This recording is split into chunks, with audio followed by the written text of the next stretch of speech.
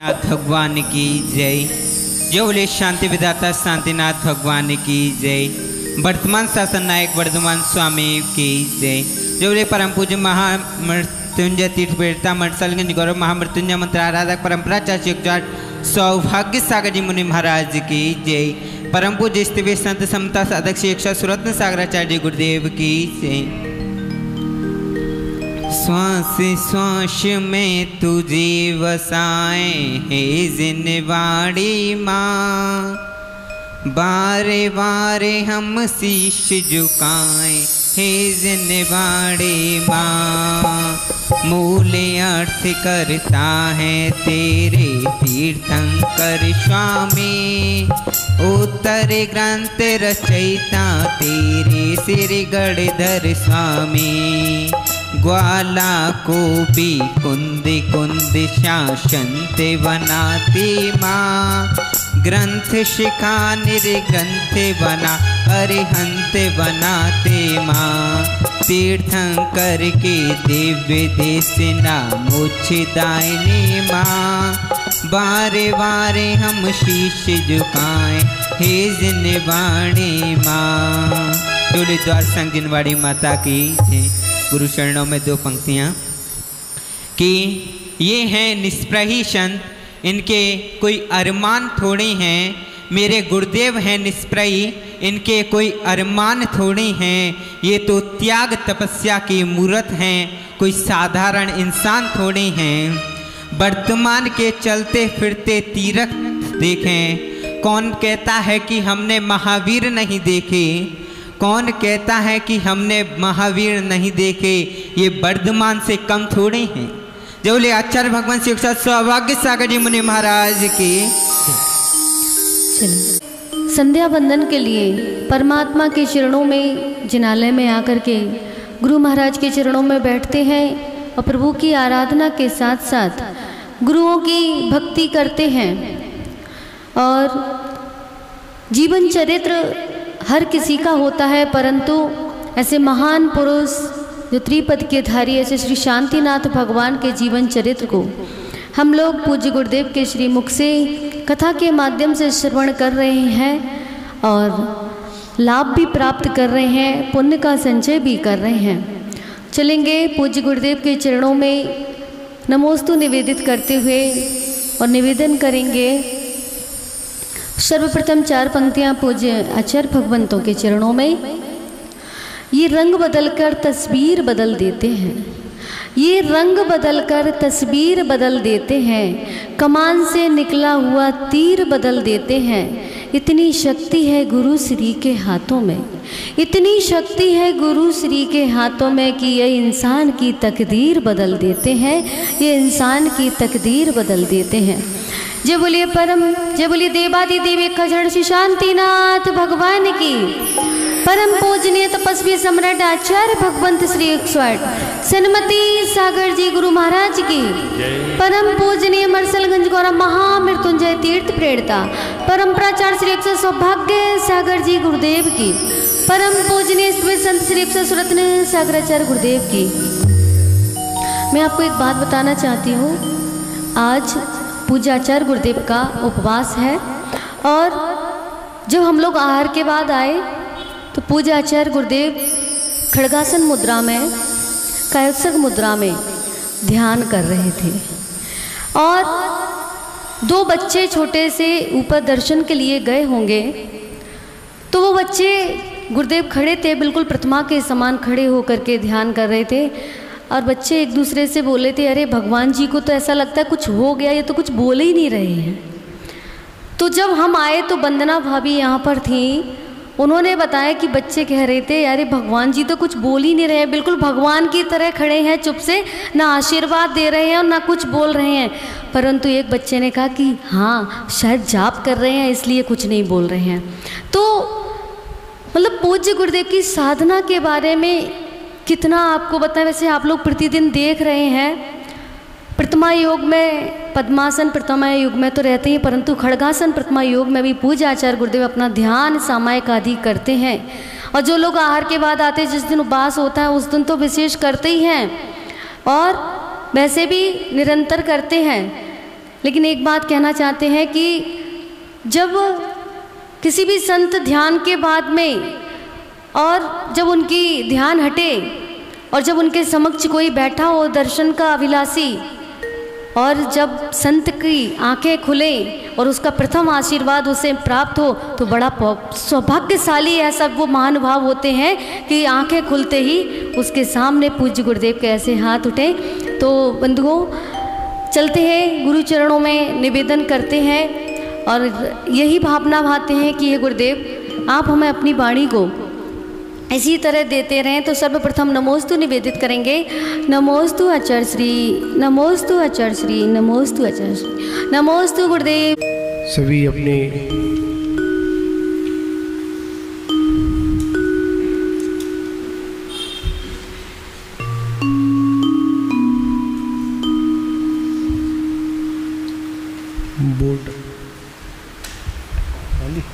Board आ रहा है, आगे करना पड़ेगा। चलिए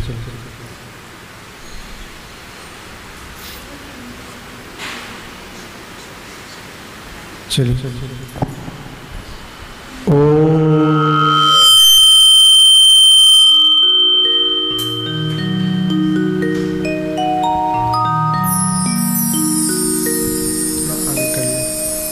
राहुल थोड़ा आगे कर वहाँ सिद्धेभ्यः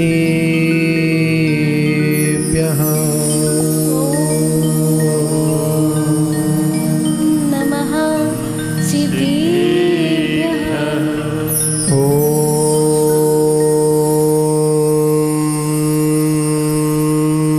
नमः सिद्धेभ्यः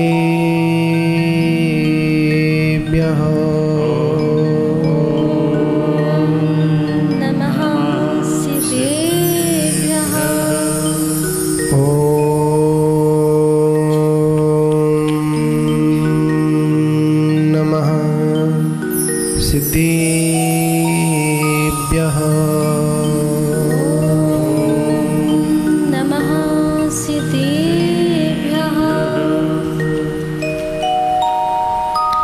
नमः श्री शांतिनाथाय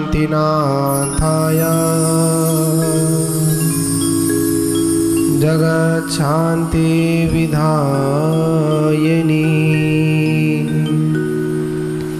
कृष्णन् कर्मोगशान्ताय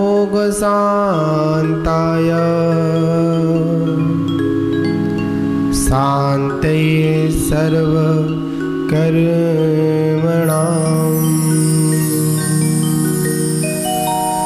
अनंतानंत सिद्धि परमेष्टि भगवान की जय। प्रथम तीर्थंकर आदिनाथ भगवान की जय। शांतिनाथ भगवान की जय। महावीर भगवान की जय हो। परम पूज्य आचार्य श्री आदिसागर महावीर कीर्ति विमल सागर जी गुरु महाराज की जय। परम पूज्य तपस्वी सम्राट आचार्य गुरुदेव सन्मति सागर जी गुरु महाराज की जय। परम पूज्य परंपराचार्य श्री 108 सौभाग्य सागर जी गुरु महाराज की जय। जय बोले परम पूजनीय समता साधक ईश्वर संचरी युग से सुरत्न सागराचार्य गुरुदेव की जय। समस्त आचार्य संघ की। चलिए हम सभी लोग आज फिर पुनः भगवान शांतनाथ की उस जीवन गाथा को अपन प्रारंभ करेंगे। सबसे पहले जिनवाणी माँ की वंदना। हे शारदे माँ, हे शारदे माँ, हे शारदे माँ, हे शारदे माँ, अज्ञानता से हमें तार देना, अज्ञानता से हमें तार देना। हे शारदे माँ, हे शारदे माँ, हे शारदे माँ, हे शारदे माँ, अज्ञानता से हमें तार देना, अज्ञानता से हमें तार देना। ऋषियों ने समझी है मुनियों ने जानी, ऋषियों ने समझी है मुनियों ने जानी। शास्त्रों की भाषा है आगम की वाणी, शास्त्रों की भाषा है आगम की वाणी। हम भी तो समझे, हम भी तो जाने, हम भी तो समझे, हम भी तो जाने। विद्या का फल तो हमें मात देना, विद्या का फल तो हमें मात देना, हमें मात देना।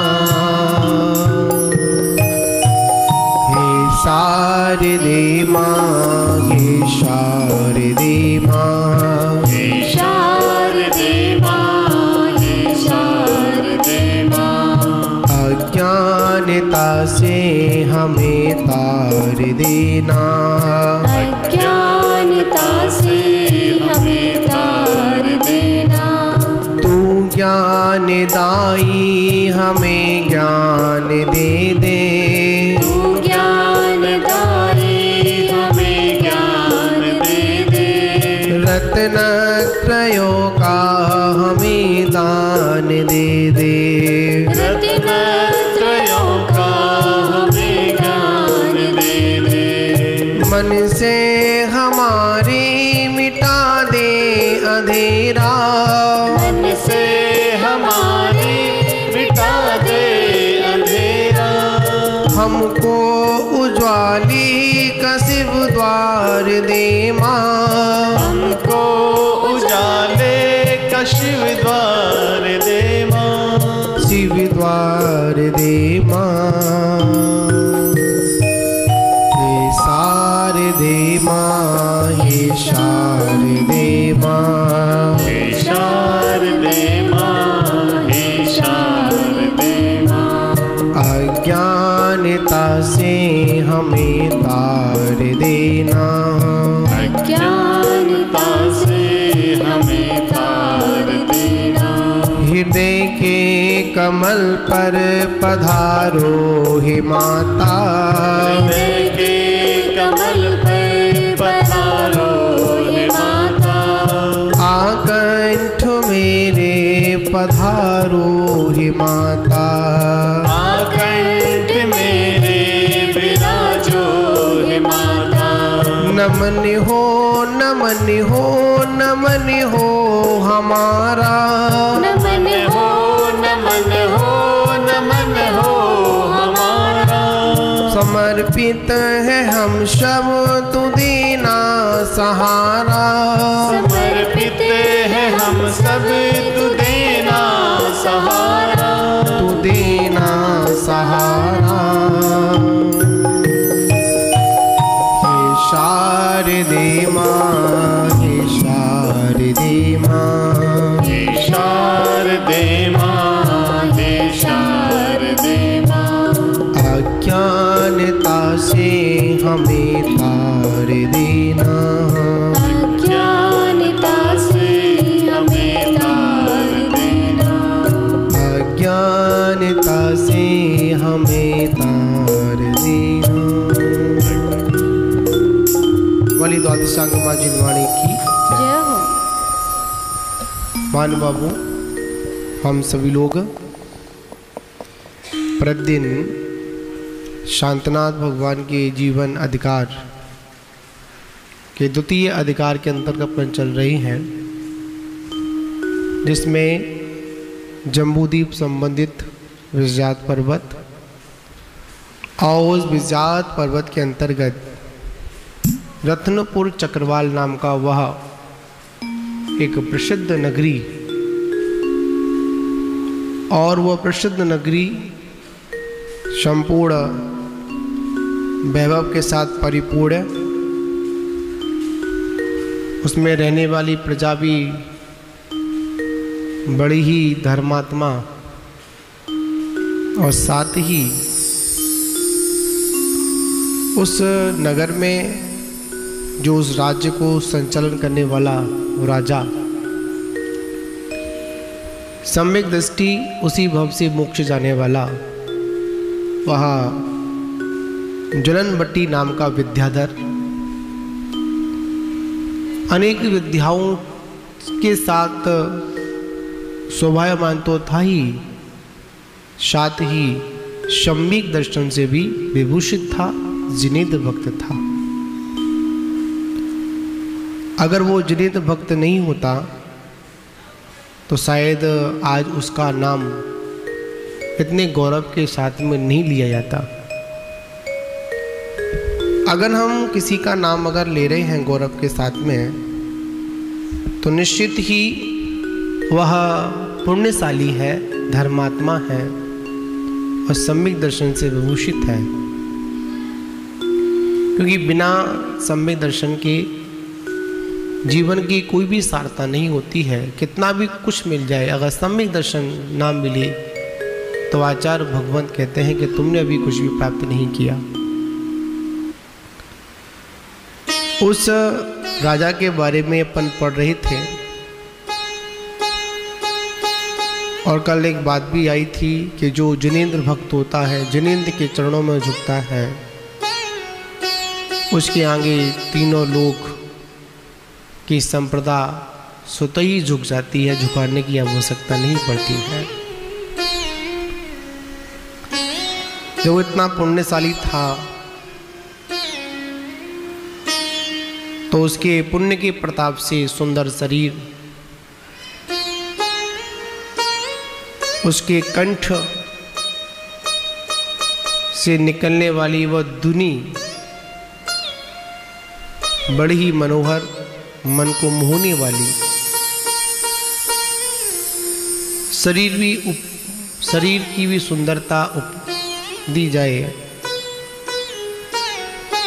तो अनेक उपमाओं से वो अलंकृत उनका शरीर, अपने शरीर की क्रांति से वह कामदेव को भी जीत रहा था। कौन? राजा ज्वलन भट्टी विद्याधर। क्यों ना हो, वह उसके पर्याय का अंतिम शरीर, और उसके बाद उन्होंने उस शरीर को भी स्वीकार नहीं किया। अंतिम शरीर था। साथ ही उनका जो शरीर था दूसरों को वह बहुत ही आनंद प्रदान कराने वाला था। महान पुरुषों का जो शरीर होता है, उनके शरीर को देखकर रागता नहीं आती है, वैराग्यता और वीतरागता आती है। महान पुरुषों के जीवन चरित्र का एक एक पल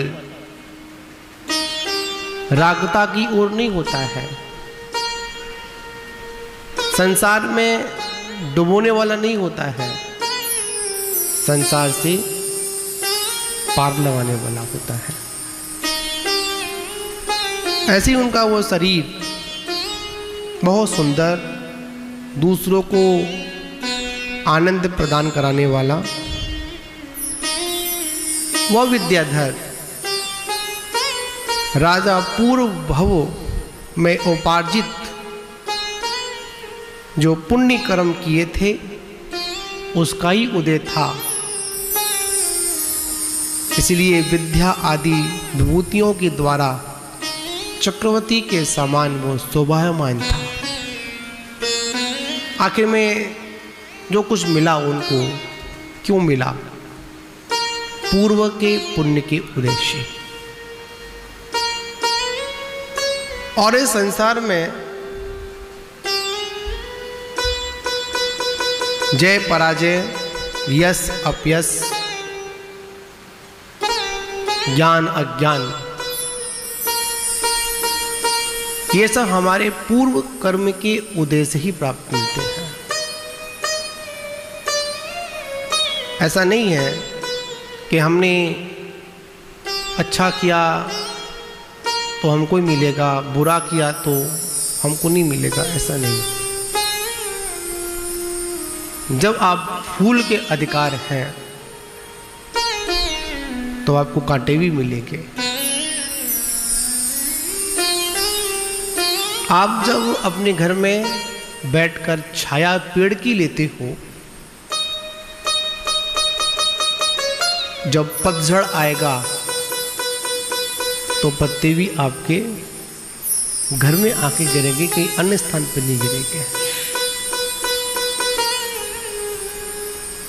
यहां विचार करना है, चक्रवर्ती की जैसी शोभा को प्राप्त वो विद्याधर क्यों ना हो।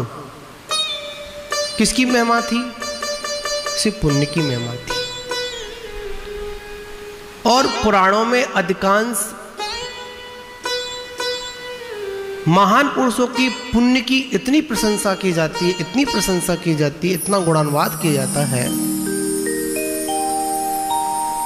उससे यह प्रतीत होता है कि इतने सारे पुण्यशाली होने पर भी यह जीव उस पुण्य के जाल में नहीं फंसा। कहां नहीं फंसा? पुण्य के जाल में नहीं फंसा। पुण्य की विभूति उसको अपनी ओर खींच तो रही थी, सारे भोग, सारी सुविधाएं, सब कुछ उसके पास थी, फिर भी वो पुण्यात्मा भोगों के जाल में फंसा नहीं। कोई संसार है, इसमें से कोई जब निकलना चाहता है ना तो सहजता से नहीं निकलता है, बड़ी कठिनाई से निकलता है, बहुत कुछ झेलना पड़ता है। कभी भावना होती है निकले, तो कभी परिवार के लोग जंजीर डालकर बैठ जाते कि नहीं अभी नहीं निकल सकते हो। कभी परिवार के लोग कहते निकल जाओ, तुम्हारा कोई काम नहीं है। पर हमारी भावना उस तरह की नहीं होती है। और फिर कहते हैं कि चिड़िया चुन गई खेत, फिर पछताने से कुछ नहीं होता। जब अवसर निकल जाता है, और जब अवसर निकल गया, बहुत सुंदर बात आई उसमें, पुराणों में आती है, बचपन में विद्या अध्ययन नहीं किया। क्या नहीं किया? बचपन में विद्या अध्ययन नहीं किया, यौवन में भोगों को नहीं भोगा, और वृद्ध अवस्था में धर्म को स्वीकार नहीं किया, तो आखिर में आपने भी जीवन में क्या किया? महत्वपूर्ण धर्म था, बुढ़ापे में धर्म को स्वीकार क्यों नहीं किया? हर किसी को नहीं धर्म ये मिल जाता। अच्छी बात उन्हीं के कान में पड़ती है जिनका कुछ अच्छा होना होता है, और जिनके जीवन में कुछ अच्छा नहीं होना है, उनके जीवन में कभी अच्छा होता ही नहीं है। अच्छा कुछ सुनता ही नहीं है, कुछ सुनाने वाला भी नहीं मिलता है। संसार में ढकेलने वाले बहुत लोग हैं, पर संसार से निकालने वाले बिरले ही लोग हैं जो आपको सही मार्ग बताते हैं, सही रास्ता बताते हैं। तो वो चक्रवर्ती बड़ा ही विद्याधर तो था, पर चक्रवर्ती के समान 101 छत्र राज चलता था। जब पुण्य की महिमा, धर्म से अर्थ की प्राप्ति होती है। किससे प्राप्ति होती है? धर्म से अर्थ की प्राप्ति होती है, तथा अर्थ का राज सुख जननी, राज सुख जनित जो काम की प्राप्ति होती है, यही समझकर वह राजा निरंतर एकमात्र धर्म का ही सेवन करता था, धर्म के द्वारा ही अपना जीवन व्यतीत करता था। वो जानता था आखिर में धर्म के माध्यम से क्या मिलेगा? अर्थ मिलेगा। और अर्थ के द्वारा क्या प्राप्त होगा? राज के सुख, वैभव मिल जाएंगे, ऐश्वर्य मिल जाएगा। पर नहीं, मुझे क्या करना है? मुझे धर्म ही करना है। एक हमारे साथ में मुनराज थे, वीर सागर जी, बड़े वृद्ध थे, हल्के फुल्के थे और शायद 80 के समथिंग, 80 प्लस थे।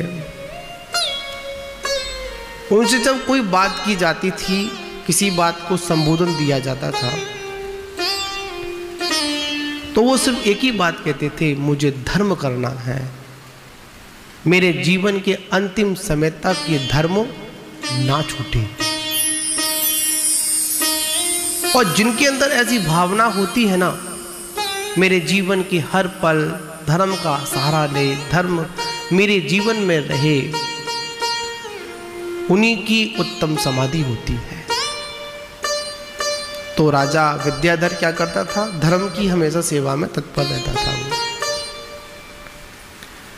वह राजा इस लोक और परलोक में कल्याण करने वाले अपना चित्त धर्म में लगाकर रखता था। अपने वचनों का उपभोग धर्म के गुणानुवाद में ही करता था। क्या करता था? अगर किसी की प्रशंसा अगर करता था तो किसकी प्रशंसा करता था? सिर्फ धर्म की प्रशंसा करता था। इसके अलावा और वो किसी की प्रशंसा करता ही नहीं था।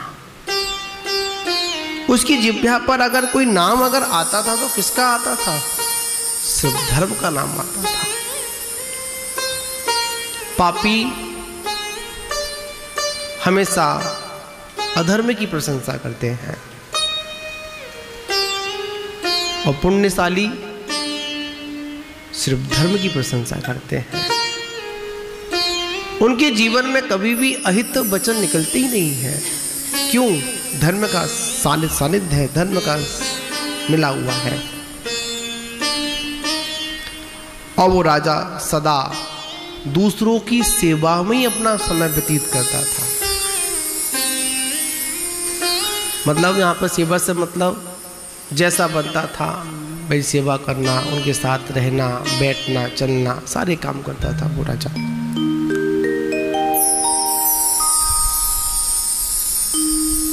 वो सदा गुड़ों की खान मुनराजों को दान देता था। किनको दान देता था? राजा था। और राजा के पास में क्या कमी? राजा तो राजा ही है। पर वो दान भी किसको देता था? मुनराजों को दान देता था। क्यों? उत्तम पात्र है। कौन से पात्र हैं? उत्तम पात्र है। अन्य सब तरह के कल्याण करने वाले जिनेंद्र भगवान की पूजा करता था। इतने सारे गुणों से बार बार लौटकर वही बात है, जिनेंद्र भक्ति, गुरु भक्ति, शास्त्र भक्ति, समाज सेवा, राज व्यवस्था की बातें ही चल रही है। क्यों? इसलिए तो ये सब करने का मौका तब मिलता है कि जब हमारी पुण्य की सत्ता अधिक होती है और हमेशा बैर भाव को त्याग कर शुभ कर्म के उदय से न्याय मार्ग से वो राज्य करता था। कौन? वो विद्याधर। उसके बाद में राजा होते हैं, यौवन अवस्था को प्राप्त होते हैं, तो उनका फिर विवाह भी संपन्न होता है, जिसको अपन पारिग्रहण संस्कार भी बोलते हैं। राजा का विवाह राजा के साथ ही होगा, मतलब रानी भी कहाँ की होगी? राजकुमारी के साथ ही विवाह होगा। उसी विद्याधरों की श्रेणी में दिव्य तिलक नाम का एक राज्य था। कौन था? दिव्य तिलक नाम का राज्य था। उसमें चंद्रभा नाम का राजा राज्य करता था। अनेक लक्षणों से सुशोभित सुभद्रा नाम की उसकी एक रानी थी, और उन दोनों के वायुवेगा नाम का, मतलब वायुवेगा नाम की एक कौन थी, एक कन्या थी, जो कि अनेक लक्षणों से मतलब सुशोभित थी। रूप, लावण्य, आभूषण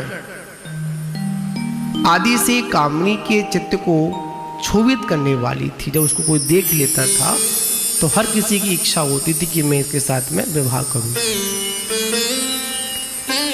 वायुवेगा अपने पुण्य के उदय से ही सिद्धि अपनी वेगा में बहुत ही पारंगत थी। मतलब जैसे वायुवेगा नाम था, वैसे वो वायु के समान एक विद्या थी, उसके माध्यम से वो सुशोभित थी।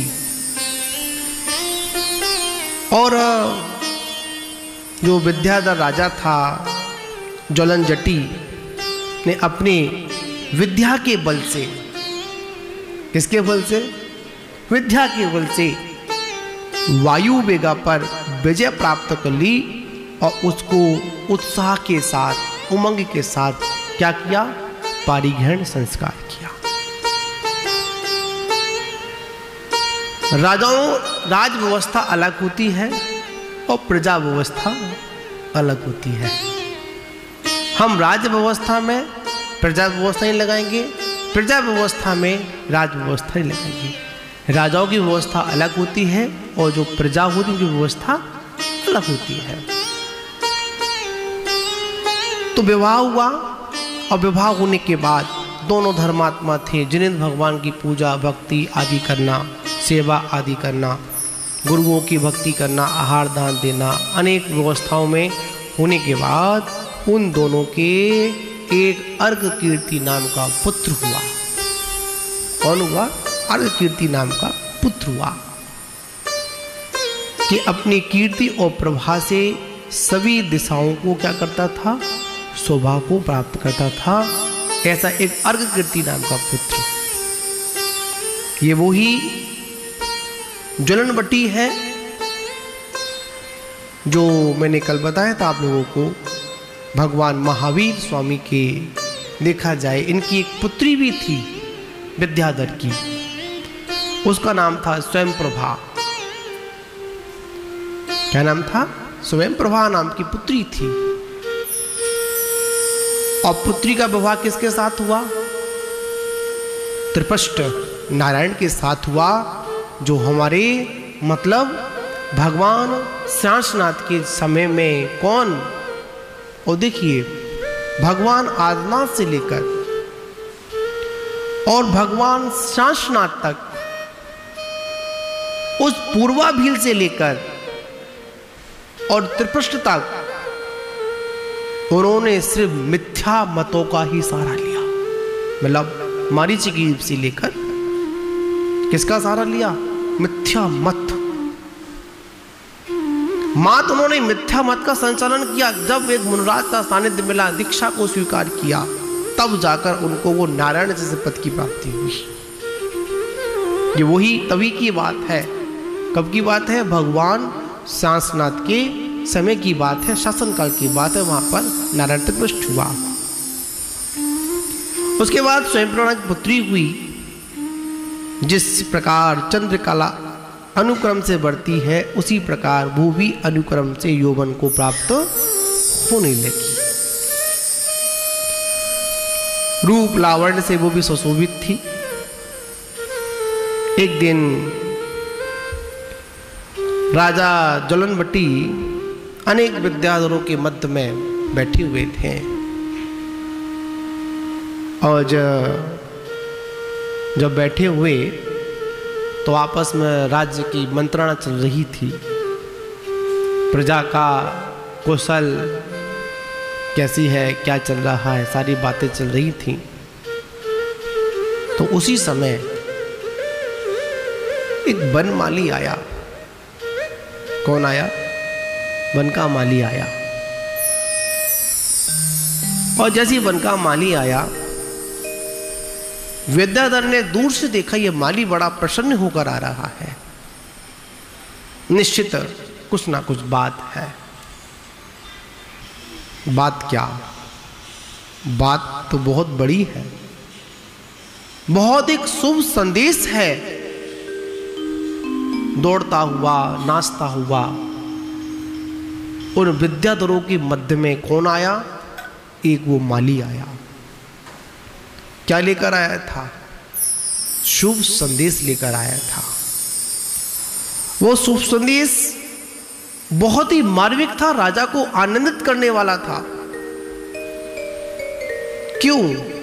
इसलिए वो संदेश कुछ ऐसा था, सबसे पहले वो राजा के सामने गया और राजा को उसने नमस्कार किया।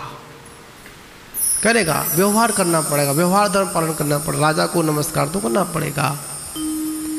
राजा को नमस्कार किया। नमस्कार करने के बाद राजा को पूरा विधि के अनुसार उसने समाचार दिया। क्या समाचार दिया? और निवेदन किया, हे देव,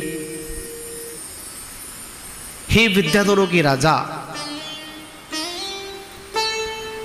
आपके पुण्य के उदय से, क्या?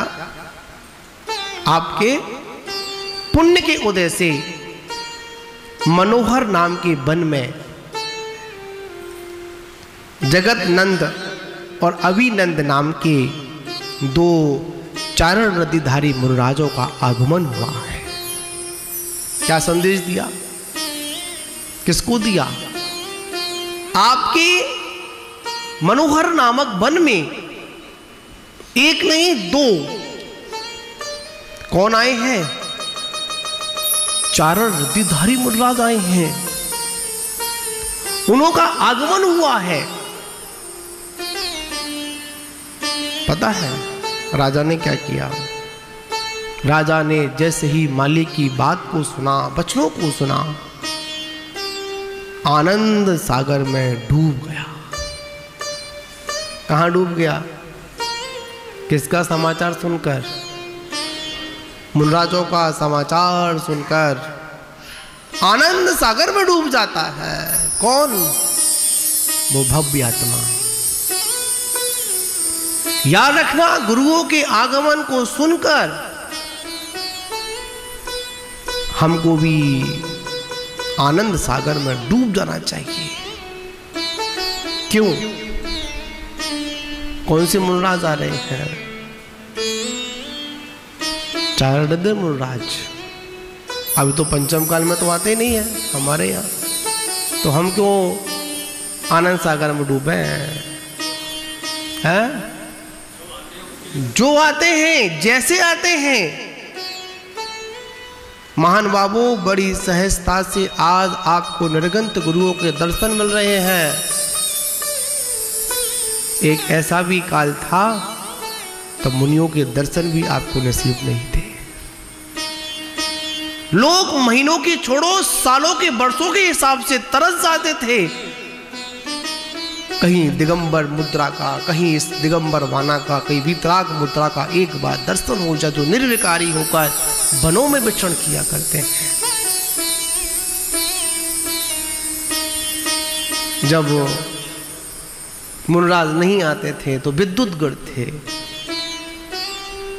दर्पण के सामने ही कुंदी लगाकर, क्या लगाकर?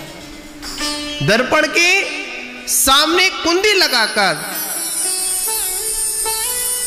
अपने सारे वस्त्रों को निकालकर उस दर्पण में आ रही छवि को नमस्कार करते थे। विचार करिए, आज वो विद्याधर राजा डूब गया। किसमें? आनंद सागर में डूब गया। क्यों? नगर में कौन आए हैं? मुनिराजों का आगमन हुआ है। महावीर की मुद्रा को लेकर संत आए हैं। और पता क्या किया? अपने सिंहासन से उतरकर, कहां से? अपने सिंहासन से उतरकर कितने हाथ? 7 कदम आगे चलकर, 7 पग आगे चलकर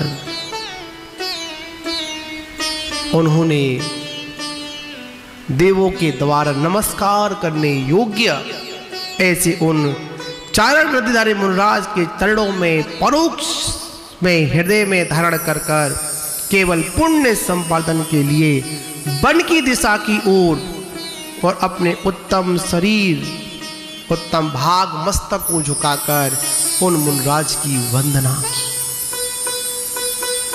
समाचार मिलते ही क्या किया? नमस्कार किया। किसने किया? हाँ? विद्याधर ने किया ना। आप भी किसी विद्याधर से कम नहीं हो। क्या समझे? वह विद्याध पर्वत का विद्याधर था और आप अपने घर के विद्याधर हो। क्या समझे? फर्क थोड़ा सा है। उसने तो सुनकर ही नमस्कार किया और हम लोगों ने सुनकर क्या नहीं किया? आनंद सागर में नहीं डूबे, नमस्कार नहीं किया। हाँ आए हैं, कोई बात नहीं, अभी दुकान चलाकर ये थोड़ा बिजी है और महाराज जी से कहो कि थोड़ा सा क्या करें। बोलो बोलो, ये तो बोली दो जो बोलते हो, मैं थोड़ी बोलूंगा ये काम। रुके, अभी थोड़ा इंतजार करें, अभी हम आ रहे हैं। अनायास कोई संत का आगमन आपके नगर में हो जाए, कोई सूचना कमेटी को समाज को ना हो, पता है समाज क्या बोलेगी? अरे महाराज पहले आपको क्या देनी चाहिए था? सूचना देना चाहिए था। क्या देना चाहिए? सूचना, संदेश देना चाहिए था। किसका? आगमन का। अरे अतिथि की परिभाषा क्या होती है?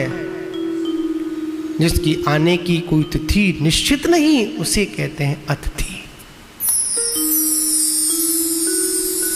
और प्लानिंग बनाकर क्या आनंद आया, समझे ना आप लोग? प्लानिंग बनानी, अरे आज ऐसा ऐसा ऐसा ऐसा करेंगे, वैसे नहीं। अतिथि का आगमन तो बिल्कुल कैसे होना चाहिए? किसी को पता ना हो। एक बात आपसे कहूं, गुरु महाराज बताते हैं, आपसे कई सालों का बिछड़ा हुआ आपका मित्र, बचपन का बोलते हैं, जिसको अपन लंगोटिया मित्र बोलते हैं, जिसके साथ अपने बचपन की हर बात क्या करते हैं, अपन शेयर करते हैं, ऐसा मित्र बहुत दिनों के बाद मिले। कब मिले? बहुत दिनों के बाद मिले। अचानक मिल जाए, बताओ कितनी खुशी होती है। अरे यार तू तो बहुत दिन के बाद मिला, कैसा था? बड़ा कमजोर हो गया है मोटा, फिर भी क्या बोल रहे हैं? बड़ा कमजोर हो गया है, क्या कर रहा है? सारी बातचीत करते हैं। कितना आनंद आता है, कितनी खुशी होती है, एकदम कोई मिलता है तो अपना मिलता है ना, बहुत खुशी होती है।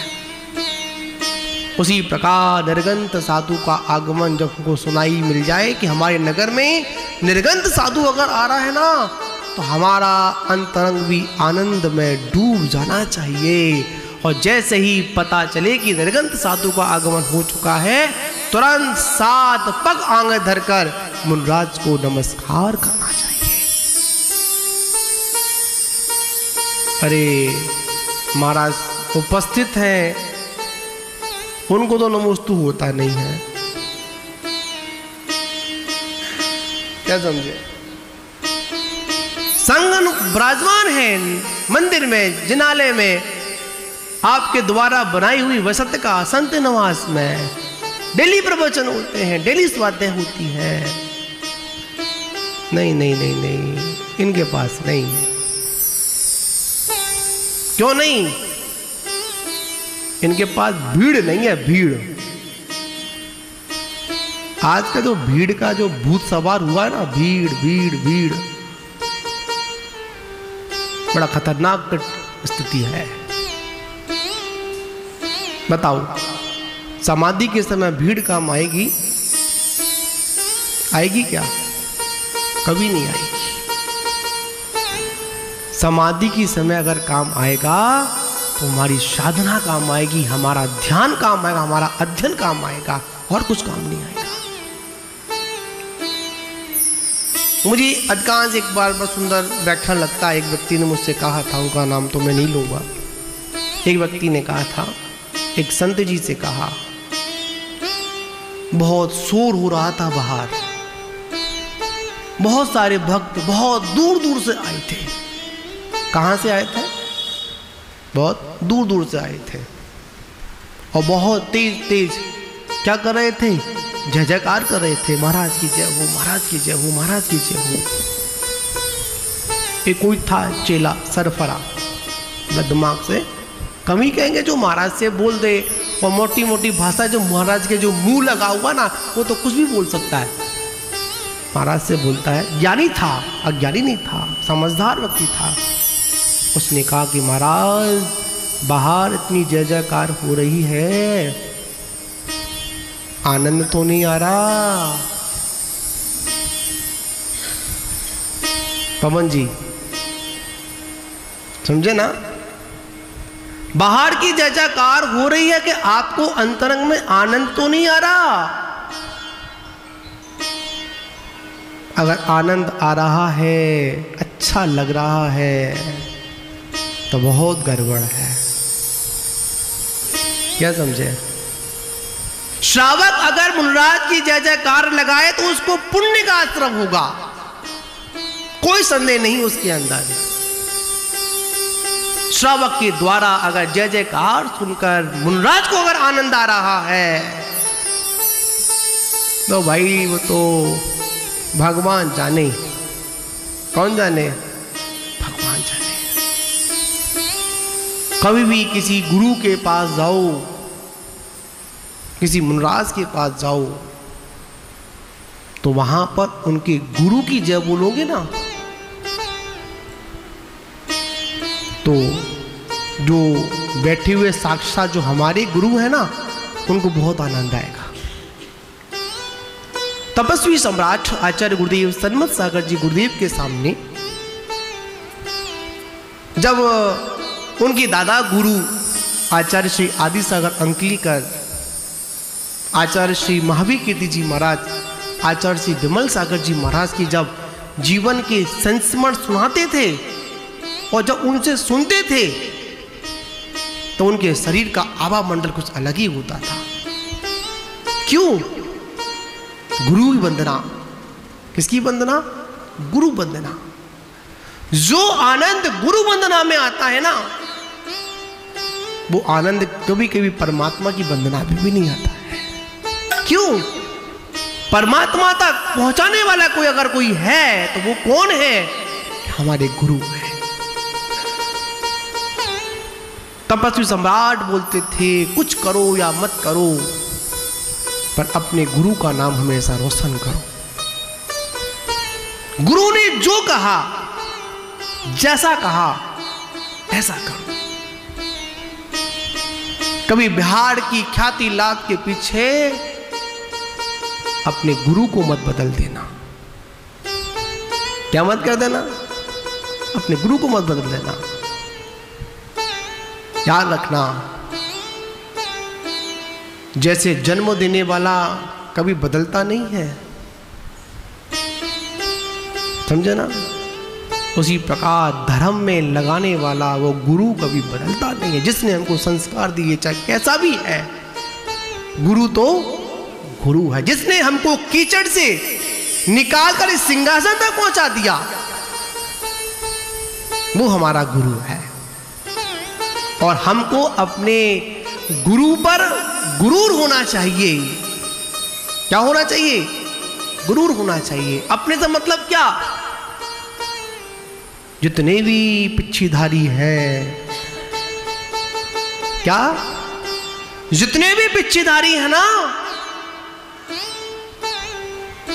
वो हमारे पंच परमेष्टि हैं, परम गुरु हैं। ऐसे तारण तरण गुरु हैं जो स्वयं तरते हैं और दूसरों को भी तार देते हैं। ऐसे गुरुओं पर हमको गुरूर होना चाहिए जो समाज को एकजुट होने का संदेश देते हैं, जो कभी बिखराव नहीं करते, कभी टकराव नहीं करते। याद रखना, दीक्षा गुरु, शिक्षा गुरु मिल जाएंगे, पर याद रखना सदगुरु बड़ी दुर्लभता से प्राप्त होते हैं।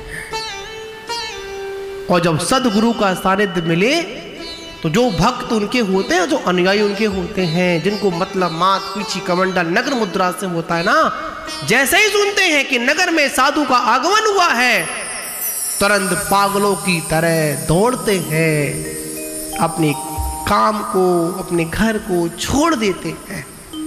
क्यों? यह नग्न दिगंबर अवस्था बड़े ही पुण्य के उदय से मिलती है, पुण्य के पुंज से ही संतों का सानिध्य मिलता है। तो महान बाबू, हम सभी को यहाँ पर समझना है। और जैसे ही पता चला कि नगर में कौन आए हैं, 2 आए हैं, सूर्यनगर वालों तुम्हारे पास तो 3 आए हैं। वहां तो 2 ही आए थे, यहाँ कितने आए हैं? 3 आए हैं। और देखा जाए माता जी भी साथ आई है, आई नहीं माता जी? 3 मुनि और 3 माता जी 6 पीछे आई हैं। बताओ, तुम्हारा पुण्य कम नहीं है, बहुत पुण्य है। याद रखना, इस पुण्य को भुना लो, मौका है। कहते ना कि राम नाम की लूट है, लूट सके तो लूट, अंत समय पछताएगा जब प्राण जाएंगे छूट। तो बंधुओं, हमको पुण्य प्राप्त करने का मौका मिला है। तो राजा जलनजटी 2 मुनिराजों के आगमन को सुनकर बड़ा ही प्रसन्न होता है, और वो क्या संदेश अपनी प्रजा को देता है, इसका व्याख्यान अपन आगे फिर करेंगे। जय बोलो शांतिनाथ भगवान की जय। विभूतियों के द्वारा चक्रवर्ती के समान वो शोभायमान था।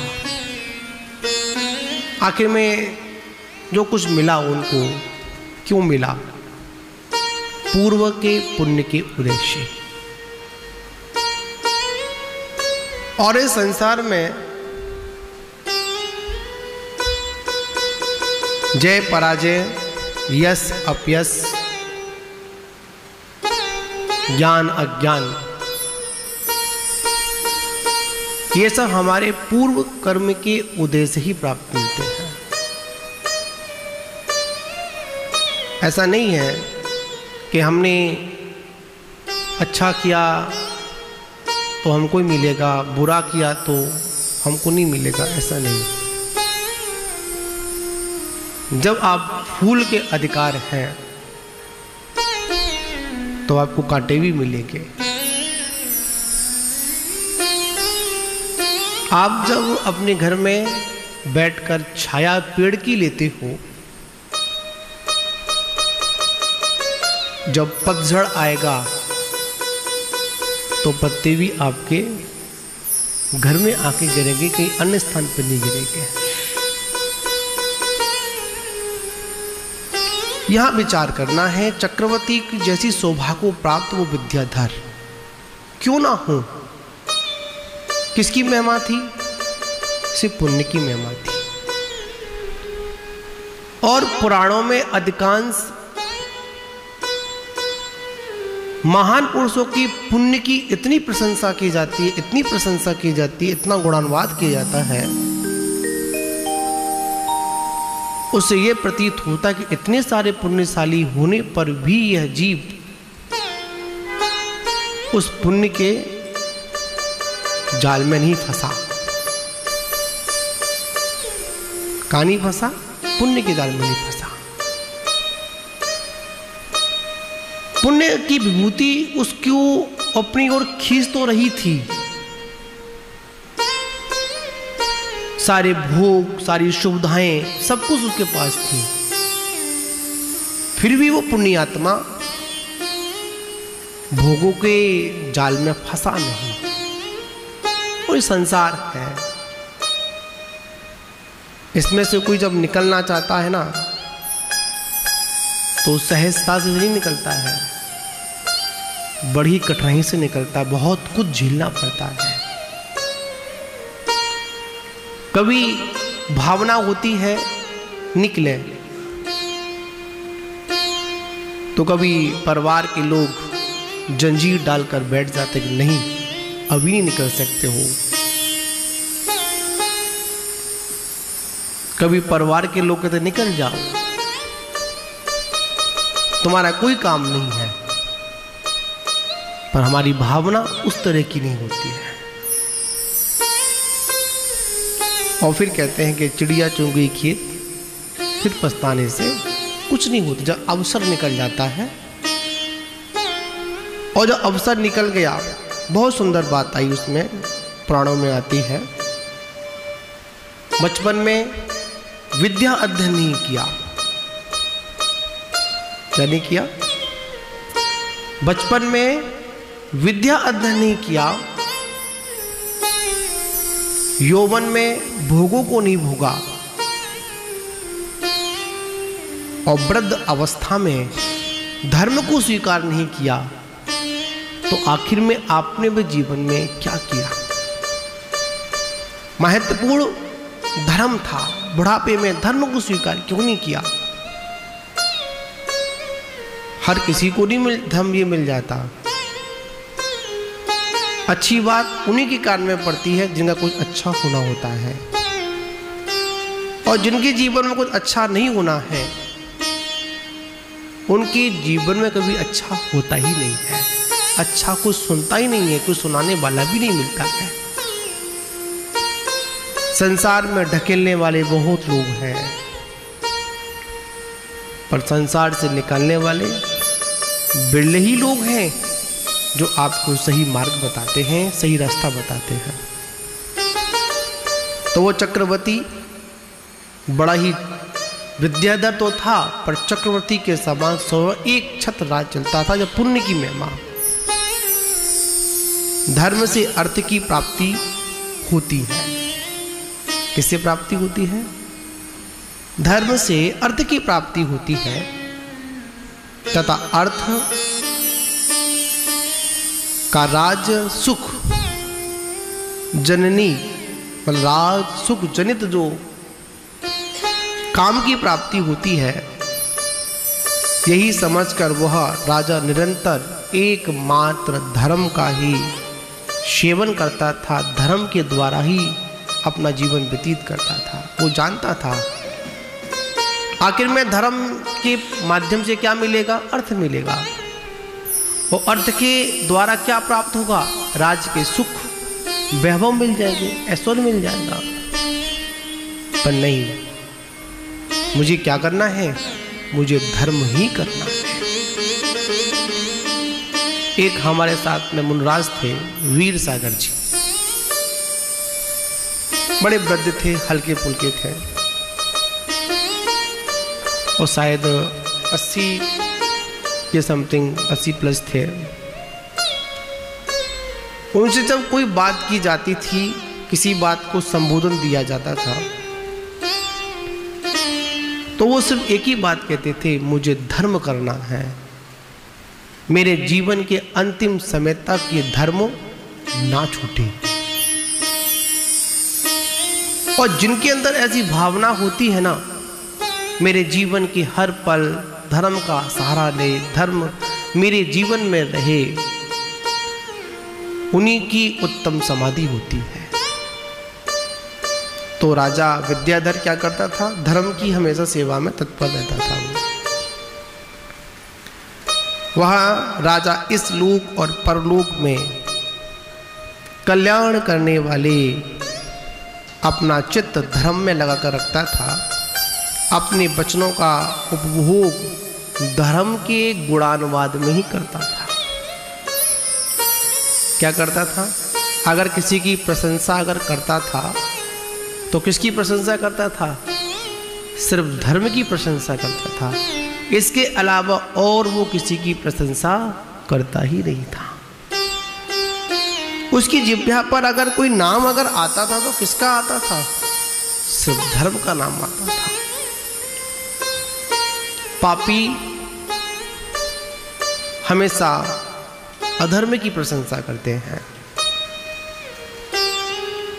और पुण्यशाली सिर्फ धर्म की प्रशंसा करते हैं। उनके जीवन में कभी भी अहित वचन निकलते ही नहीं है। क्यों? धर्म का सानिध्य है, धर्म का मिला हुआ है। और वो राजा सदा दूसरों की सेवा में ही अपना समय व्यतीत करता था। मतलब यहाँ पर सेवा से मतलब जैसा बनता था भाई सेवा करना, उनके साथ रहना, बैठना, चलना, सारे काम करता था वो राजा।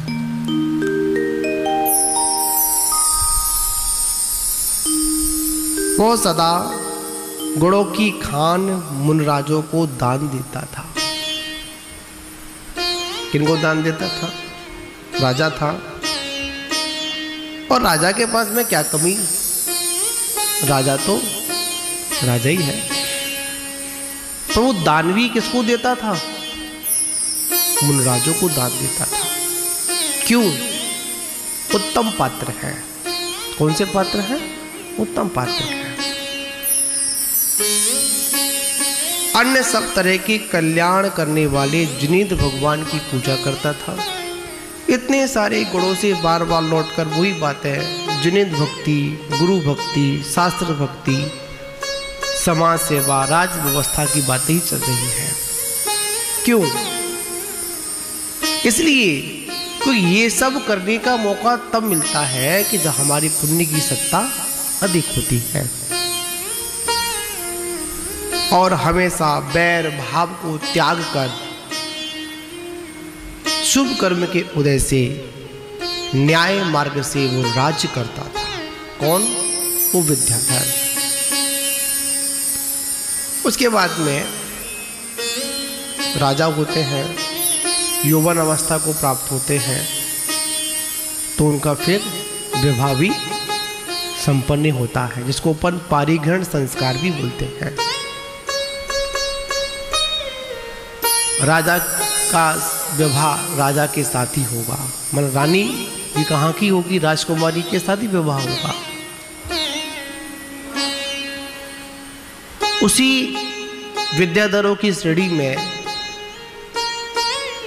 दिव्य तिलक नाम का एक राज्य था। कौन था? दिव्य तिलक नाम का राज्य था। उसमें चंद्रभा नाम का राजा राज्य करता था। अनेक लक्षणों से सुशोभित सुभद्रा नाम की उसकी एक रानी थी, और उन दोनों के वायुवेगा नाम का, मतलब वायुवेगा नाम की एक कौन थी? एक कन्या थी, जो कि अनेक लक्षणों से मतलब सुशोभित थी। रूप, लावण्य, आभूषण आदि से कामनी के चित्त को क्षोभित करने वाली थी। जब उसको कोई देख लेता था तो हर किसी की इच्छा होती थी कि मैं इसके साथ में विवाह करूं। वायुवेगा अपने पुण्य के उदय से ही सिद्धि अपनी वेगा में बहुत ही पारंगत थी। मतलब जैसे वायुवेगा नाम था, वैसी वो वायु के समान एक विद्या थी, उसके माध्यम से वो सुशोभित थी। और जो विद्याधर राजा था ज्वलनजटी ने अपने विद्या के बल से, किसके बल से? विद्या के बल से वायुवेगा पर विजय प्राप्त कर ली, और उसको उत्साह के साथ, उमंग के साथ क्या किया? पारिग्रहण संस्कार किया। राजाओं राज व्यवस्था अलग होती है और प्रजा व्यवस्था अलग होती है। हम राज व्यवस्था में प्रजा व्यवस्था ही लगाएंगे, प्रजा व्यवस्था में राज व्यवस्था ही लगाएंगे। राजाओं की व्यवस्था अलग होती है और जो प्रजा होती है उनकी व्यवस्था अलग होती है। तो विवाह हुआ, और विवाह होने के बाद दोनों धर्मात्मा थे, जिनेंद्र भगवान की पूजा भक्ति करना, सेवा आदि करना, गुरुओं की भक्ति करना, आहार दान देना, अनेक व्यवस्थाओं में होने के बाद उन दोनों के एक अर्घ कीर्ति नाम का पुत्र हुआ। कौन हुआ? अर्घ कीर्ति नाम का पुत्र हुआ, कि अपनी कीर्ति और प्रभा से सभी दिशाओं को क्या करता था? शोभा को प्राप्त करता था। ऐसा एक अर्घ कीर्ति नाम का पुत्र, ये वो ही ज्वलनवटी है जो मैंने कल बताया था आप लोगों को।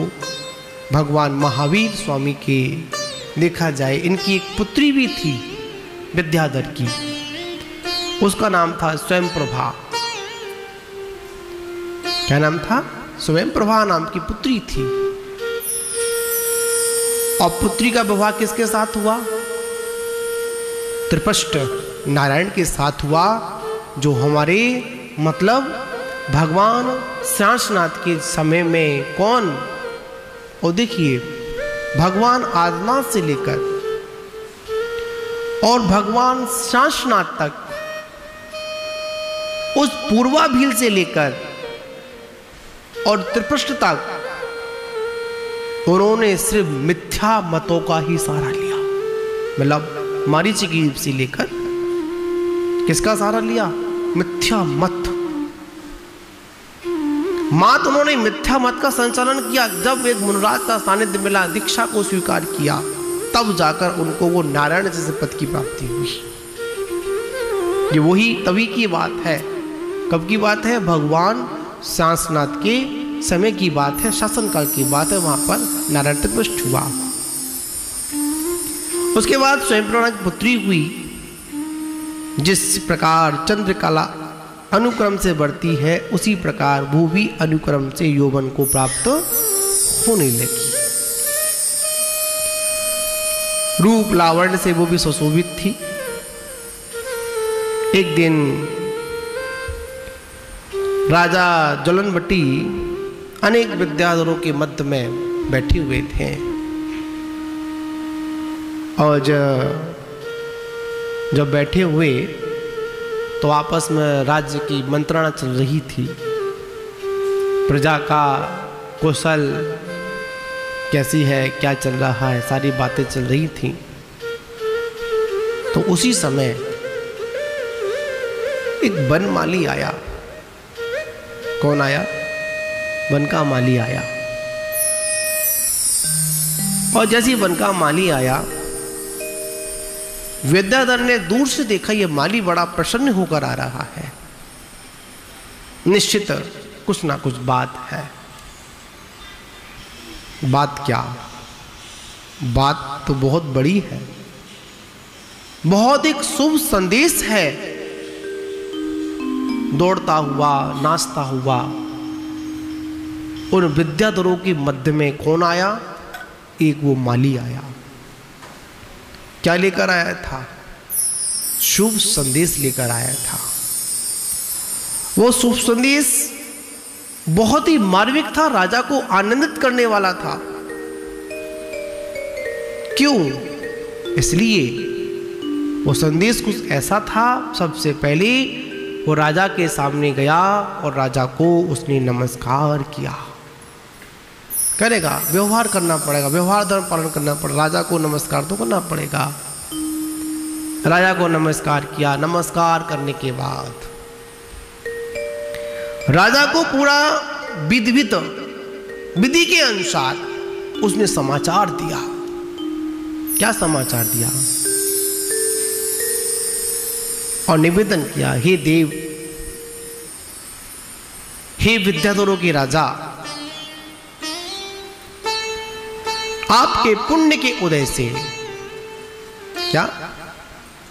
आपके पुण्य के उदय से मनोहर नाम के वन में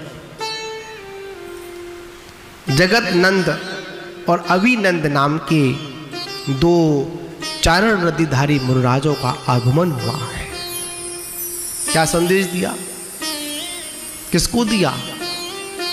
आपके मनोहर नामक वन में एक नहीं दो कौन आए हैं? चारण रिद्धिधारी मुनराज आए हैं, उन्हों का आगमन हुआ है। पता है राजा ने क्या किया?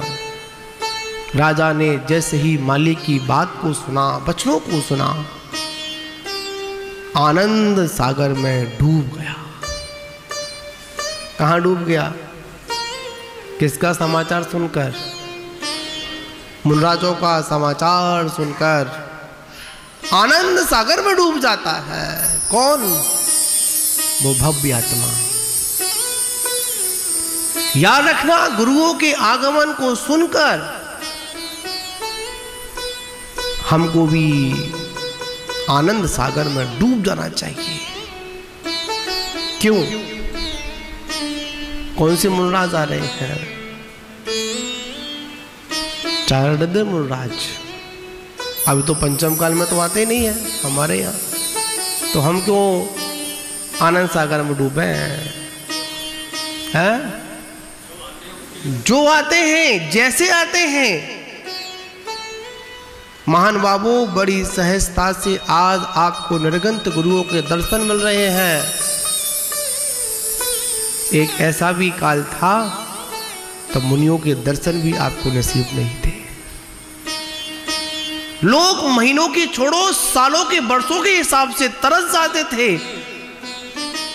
कहीं दिगंबर मुद्रा का, कहीं इस दिगंबर वाना का, कहीं वितराग मुद्रा का एक बार दर्शन हो जाए जो निर्विकारी होकर वनों में विचरण किया करते हैं। जब मुनराज नहीं आते थे तो विद्युत गढ़ थे, दर्पण के सामने ही कुंदी लगाकर, क्या लगाकर? दर्पण के सामने कुंदी लगाकर अपने सारे वस्त्रों को निकालकर उस दर्पण में आ रही छवि को नमस्कार करते थे। विचार करिए, आज वो विद्याधर राजा डूब गया। किसमें? आनंद सागर में डूब गया। क्यों? नगर में कौन आए हैं? मुनराजों का आगमन हुआ है। महावीर की मुद्रा को लेकर संत आए हैं। और पता क्या किया? अपने सिंहासन से उतरकर, कहां से? अपने सिंहासन से उतरकर कितने हाथ? 7 कदम आगे चलकर, 7 पग आगे चलकर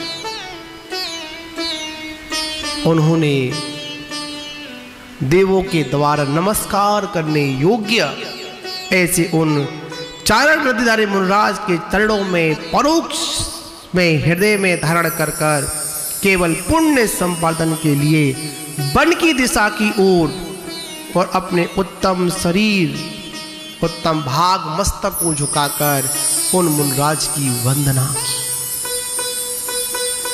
समाचार मिलते ही क्या किया? नमस्कार किया। किसने किया? है? विद्याधर ने किया ना। आप भी किसी विद्याधर से कम नहीं हो। क्या समझे? वह विद्याध पर्वत का विद्याधर था और आप अपने घर के विद्याधर हो। क्या समझे? फर्क थोड़ा सा है। उसने तो सुनकर ही नमस्कार किया और हम लोगों ने सुनकर क्या नहीं किया? आनंद सागर में नहीं डूबे, नमस्कार नहीं किया। हाँ आए हैं, कोई बात नहीं, अभी दुकान चलाकर ये थोड़ा बिजी है और महाराज जी से कहो कि थोड़ा सा क्या करें। बोलो बोलो, ये तो बोली दो जो बोलते हो, मैं थोड़ी बोलूंगा ये काम। रुके, अभी थोड़ा इंतजार करें, अभी हम आ रहे हैं। अनायास कोई संत का आगमन आपके नगर में हो जाए, कोई सूचना कमेटी को, समाज को ना हो, पता है समाज क्या बोलेगी? अरे महाराज, पहले आपको क्या देनी चाहिए था? सूचना देना चाहिए था। क्या देना चाहिए? सूचना, संदेश देना चाहिए था। किसका? आगमन का। अरे अतिथि की परिभाषा क्या होती है? जिसकी आने की कोई तिथि निश्चित नहीं, उसे कहते हैं अतिथि।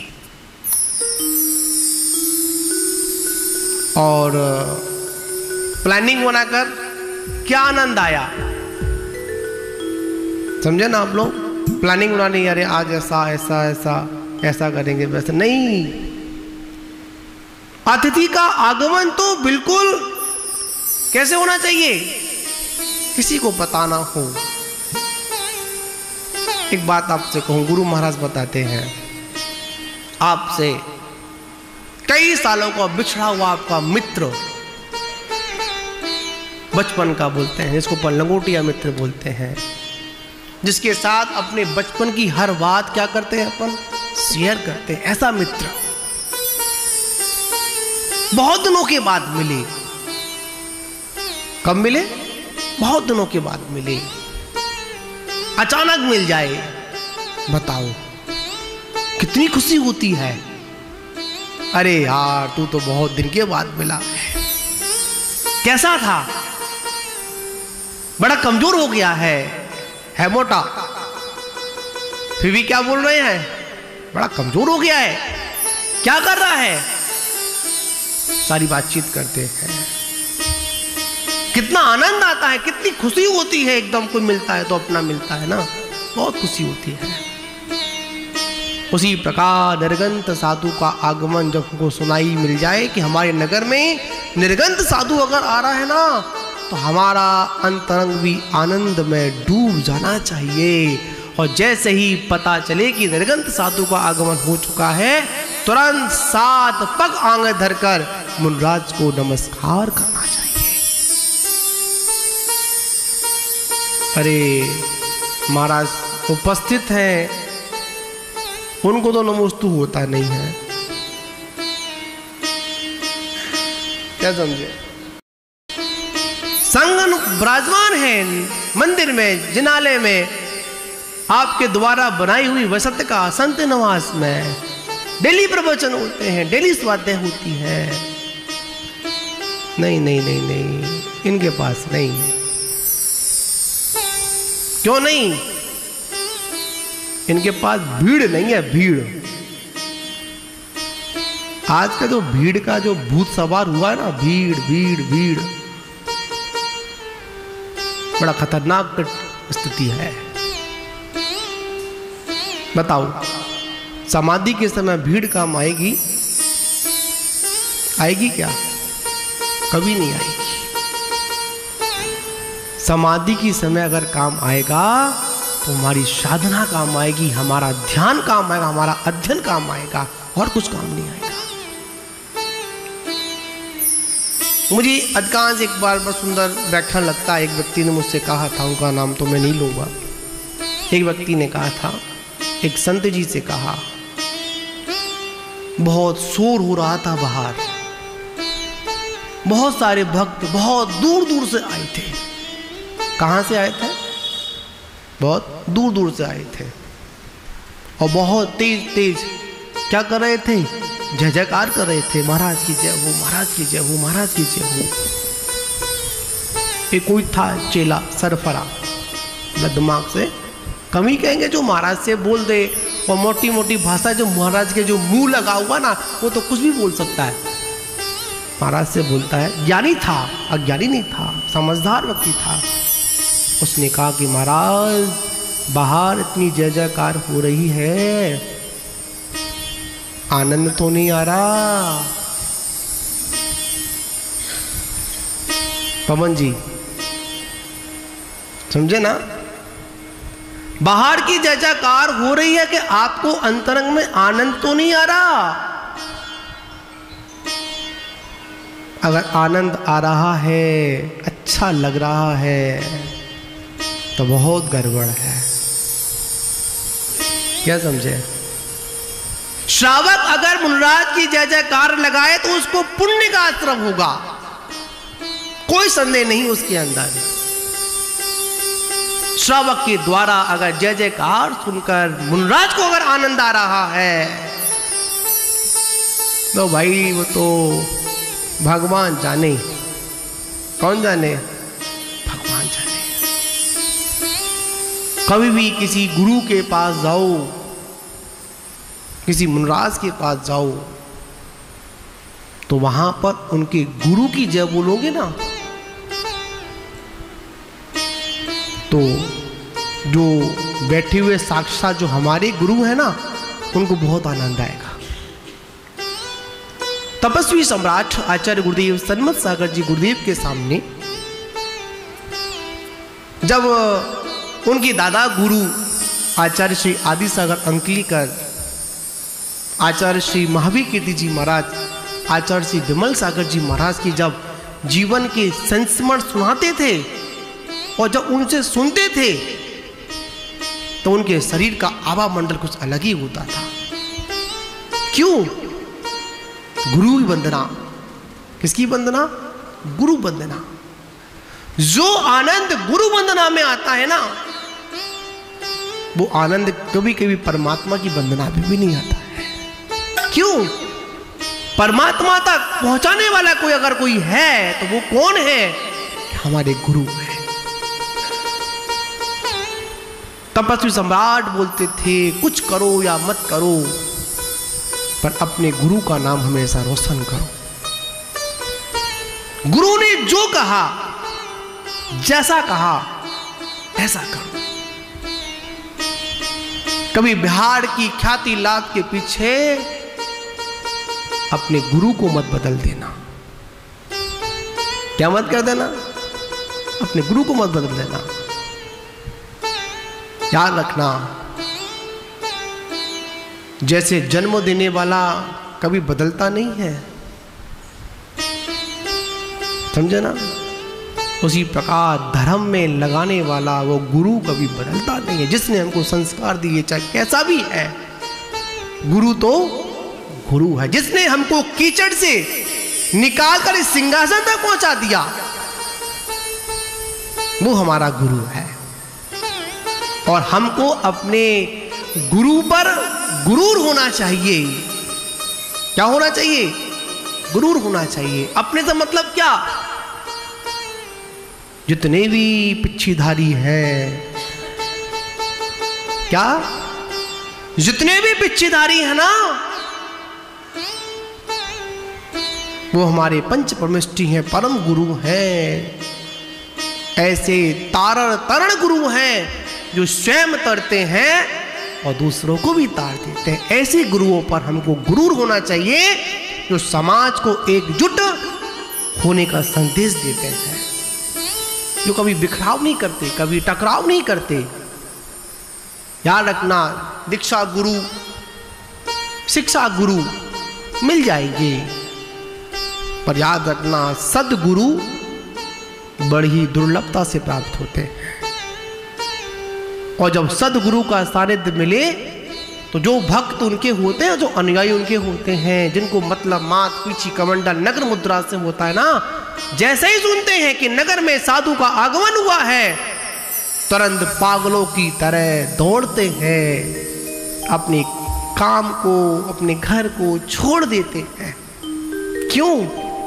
यह नग्न दिगंबर अवस्था बड़े ही पुण्य के उदय से मिलती है। पुण्य के पुंज से ही संतों का सानिध्य मिलता है। तो महान बाबू, हम सभी को यहाँ पर समझना है। और जैसे ही पता चला कि नगर में कौन आए हैं, 2 आए हैं। सूर्यनगर वालों, तुम्हारे पास तो 3-3 आए हैं। वहां तो 2 ही आए थे, यहाँ कितने आए हैं? 3 आए हैं। और देखा जाए माता जी भी साथ आई है, आई नहीं माता जी? 3 मुनि और 3 माता जी 6 पिछी आई हैं। बताओ, तुम्हारा पुण्य कम नहीं है, बहुत पुण्य है। याद रखना, इस पुण्य को भुना लो, मौका है। कहते ना कि राम नाम की लूट है, लूट सके तो लूट, अंत समय पछताएगा जब प्राण जाएंगे छूट। तो बंधुओं, हमको पुण्य प्राप्त करने का मौका मिला है। तो राजा जलनजटी 2 मुनराजों के आगमन को सुनकर बड़ा ही प्रसन्न होता है और वो क्या संदेश अपनी प्रजा को देता है, इसका व्याख्यान अपन आगे फिर करेंगे। जय बोलो शांतिनाथ भगवान की जय। कि नहीं आया ना? हाँ, आज आपके चेहरे बहुत प्रसन्न लग रहे हैं क्योंकि आज गुरुओं की चर्चा की है ना। हाँ, और जब भी गुरुओं की चर्चा आती है कि गुरुओं के दर्शन प्राप्त होते हैं तो मन में तो उत्साह उमंग आनंद होता ही है और चेहरे पे प्रसन्नता की लहर दिखाई देती है। तो चलेंगे इसी के साथ, और आगे भी जब तक ये कथा पूर्ण नहीं हो जाएगी तब तक आपको ऐसा पुण्य का अवसर प्राप्त होता रहेगा। और अब चलेंगे चालीसा के लिए। उससे पूर्व कल के जो मुख्य श्रोता हैं जिनको सौभाग्य प्राप्त हुआ है, श्रीमती वंदना जैन, श्री संदीप जी जैन, C392 सूर्यनगर, एक बार जोरदार तालियां बजा करके इनका अभिवादन करें। इन्होंने कल के मुख्य श्रोता बनने का पुण्य अवसर प्राप्त किया है। और अब चलेंगे देवादिदेव खजराड़ शांतिनाथ भगवान का चालीसा का पाठ अपन सभी लोग बड़े संगीत के साथ, भक्ति भाव के साथ यहाँ पर संपन्न करेंगे। चलें। जय बोली शांतिनाथ भगवान की जय। महाप्रभु को नमन है जिन वाणी का ध्यान, सर्व साधु की भक्ति से शांतिनाथ के चरण में शीश झुका हमारे, श्रद्धा भक्ति मन से ध्याऊं, सुख पाने को दर पर आऊं।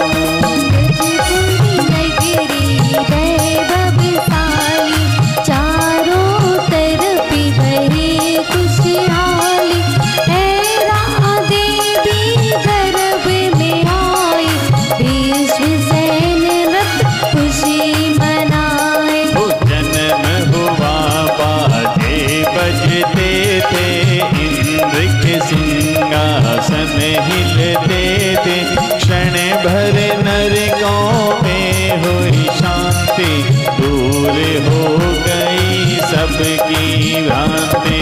जन्मों सबकी हुई तैयारी, अब आई देवों की बारी, ऐरावत हाथी को लाए, पांडव के बन अभिषेक कराए।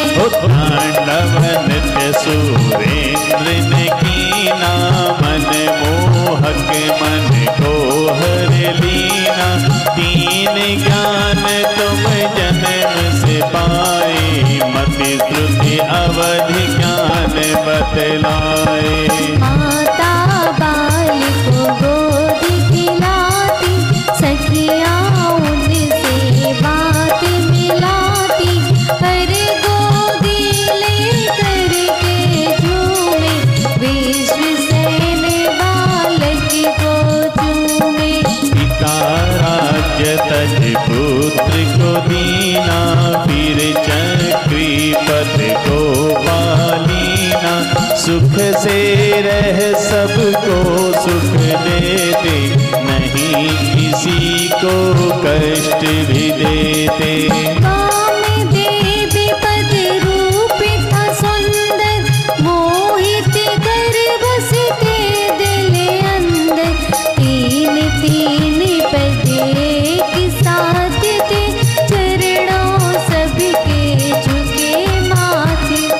फिर वैराग्य उमड़ कर आया, संसारी सुख तुम्हें न भाया, तृणवत छोड़े महल मकाना, तप करने अब वन में जाना। माता पिता परिवार को छोड़ा, मोहि जनों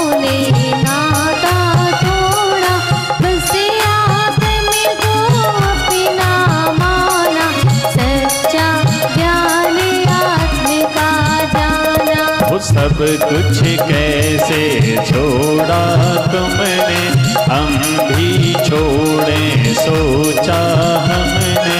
घोर तपस्या निश दिन करते, कर्म कष्ट को हर पल हरते।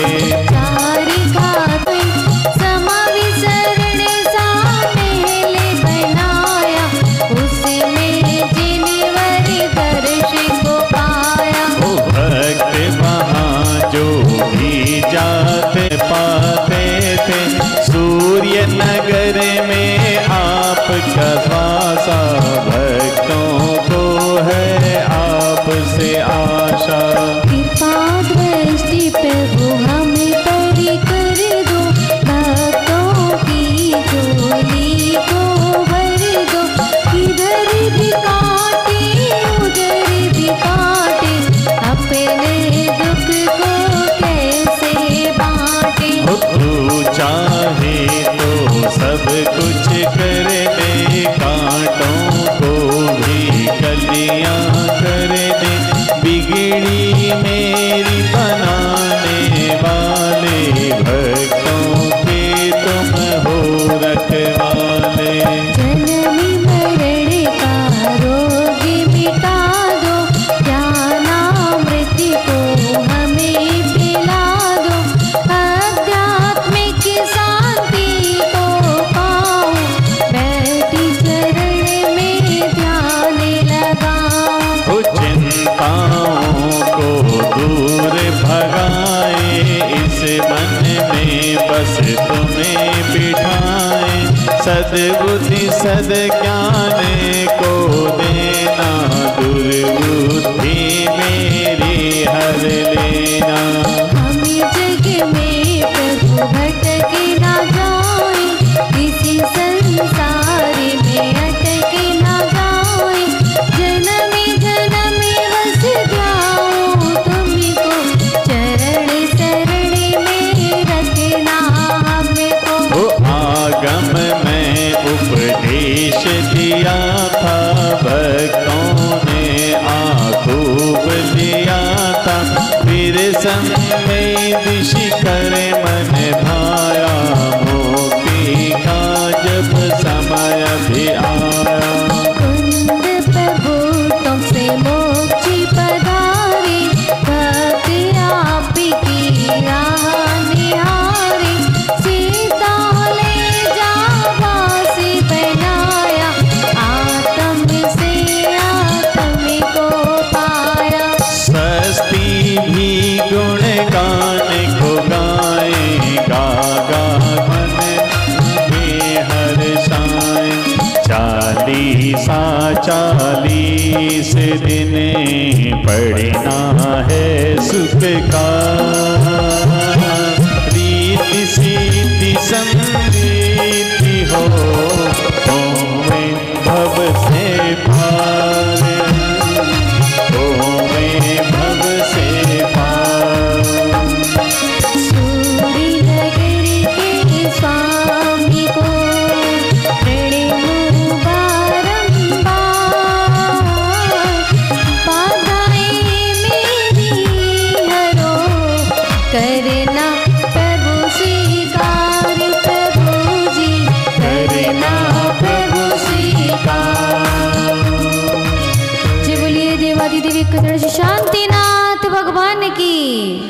हे दाता स्वामी भक्तों के अंतर्यामी, मिलके उतारे तेरी आरती। ओ बाबा हम सब उतारे तेरी आरती।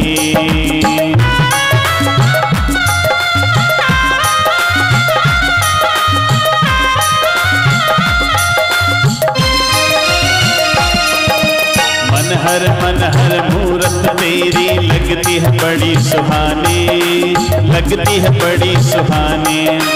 मन हर मूरत तेरी लगती है बड़ी सुहानी। प्रीत रागता वेश तुम्हारा, भीत रागता वेश तुम्हारा, सच्ची धर्म कहानी हो जिनवर देखो मैं तेरा सपना, जग में बस तू ही अपना, मिलके उतारे तेरी आरती हो बाबा, हम सब उतारे तेरी आरती।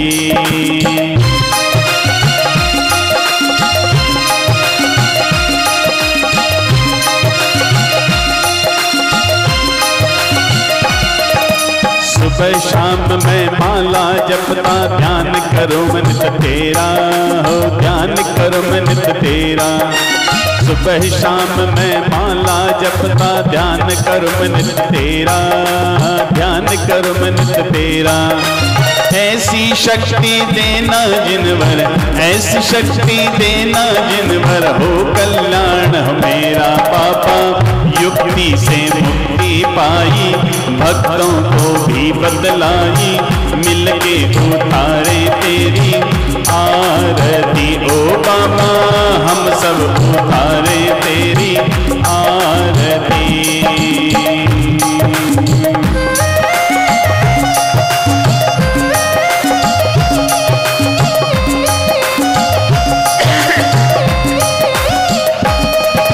शांतिनाथ है नाम तुम्हारा, दर्श से शांति पाई, दर्श से शांति पाए। शांतिनाथ है नाम तुम्हारा, दर्श से शांति पाई, दर्श से शांति पाए। नाम तुम्हारा ले ले करके, नाम तुम्हारा ले ले करके, आत्म ज्योति जगाए हो जिनवर, आँखों में मुझको दिखना, चरणों में स्वस्ति रखना, मिलके उतारे तेरी आरती ओ बाबा, हम सब उतारे तेरी आरती। शांति के दाता स्वामी, भक्तों के अंतर्यामी, मिलके उतारे तेरी आरती ओ बाबा, हम सब उतारे तेरी आरती ओ बाबा, मिलके उतारे तेरी आरती। पाने आया स्वर्ण पात्र में रत्न दीप ले, आरती करने आए, गुरुवर के चरणों में नमन, मुनिवर के चरणों में नमन, ऋषिवर के चरणों में नमन, गुरुवर के चरणों में नमन।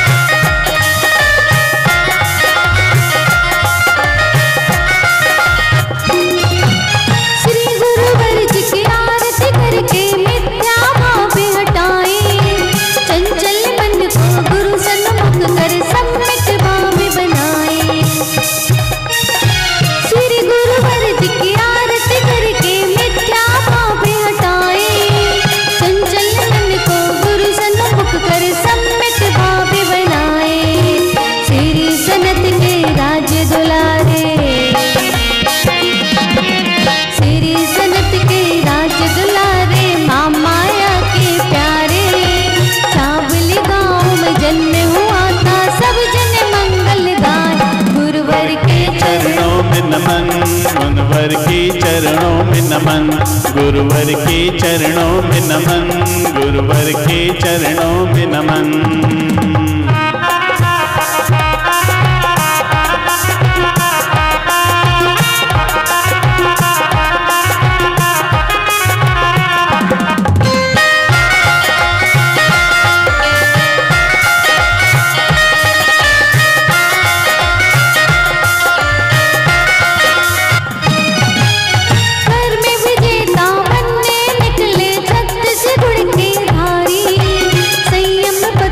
चल